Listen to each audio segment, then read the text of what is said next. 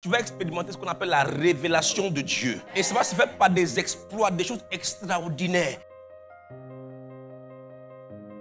La parole que je vais libérer est tirée du psaume 60 et on va lire directement le verset 14. Dans cette version, c'est le verset 12. Mais dans la main, c'est le verset 14. Il dit ceci. Avec Dieu, nous ferons des exploits et il écrasera nos ennemis. Alléluia. Cette semaine, c'est la semaine où il y aura des choses extraordinaires. Tu vas faire des exploits. Il y aura des miracles inouïs, inattendus. Cette semaine, prépare-toi à voir ton Dieu faire des choses extraordinaires.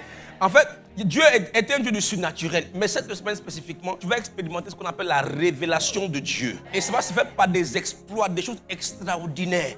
Des choses qui vont souffrir de l'ombre d'aucune contestation. Cette semaine, tu verras ton Dieu palpable et visible dans ta vie.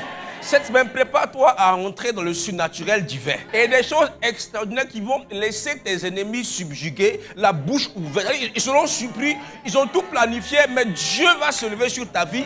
Et cette semaine, tu vas faire des exploits. C'est la semaine des exploits. Exploits dans le plan de l'intimité avec Dieu. Exploits dans le domaine professionnel. La Bible dit, avec Dieu, nous ferons des exploits. Voici la saison pour toi de faire des exploits. D'accomplir des exploits sur le plan surnaturel, sur le plan professionnel, sur le plan de ta famille. Des choses vont prendre place. Des choses pour lesquelles tu priais pendant longtemps, mais il y aura des choses. En fait, cette semaine, Dieu va agir de manière à ce qu'il n'y ait aucune contestation. Cette semaine, ton Dieu sera palpable.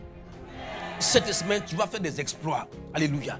Les gens pensaient que Joseph, sa vie était terminée parce qu'on l'a vendu, parce qu'on l'a séparé. Ils avaient tout planifié. Ils se sont comptés qu'avec Dieu, alléluia. Quand tout le monde a abandonné Joseph, Dieu était avec lui. Cette semaine, que mon Dieu soit avec toi. Et parce qu'il est avec toi, donc tu rentres inéluctablement dans le domaine du surnaturel, dans le domaine des exploits. Cette semaine, avec Dieu, tu feras des exploits. Cette semaine, même si les gens t'ont abandonné, Dieu sera avec toi. Tu feras des exploits. Tu arriveras là où les gens ne pensent pas que tu vas arriver. Cette semaine, c'est la semaine des exploits. Alléluia. Avec Dieu, nous ferons des exploits. Et en plus, Dieu va écraser nos ennemis. Alléluia. C'est-à-dire que cette semaine, prépare-toi à voir des choses inattendues. Tu ne sais même pas comment tu vas payer ton loyer. L'exploit va arriver et puis la provision va arriver. Non seulement tu vas payer ton loyer, mais tu en auras suffisamment même pour finir le reste du mois dans le nom puissant de Jésus-Christ. Et ça sera sans toucher même ton salaire. Cette semaine, Dieu va faire des exploits. Prépare-toi à avoir la grâce de te localiser. Et cette semaine, mon Dieu fera avec toi des exploits. Alléluia. Il va écraser toute forme d'adversité devant toi dans le nom de Jésus-Christ. Lorsque Israël était face à Goliath, Goliath était sûr, il était serein. Il était sûr qu'il allait avoir la victoire. Sans compter que quand il a vu David, il l'a méprisé. Il l'a méprisé, il l'a minimisé. Mais il ne savait pas que David n'était pas seul. Alléluia. Cette semaine, tu vas expliquer que tu n'es pas seul. Que tu es un Dieu, que tes prières, tes prières ne sont pas juste pour le plafond. Mais il y a quelqu'un qui est derrière la prière.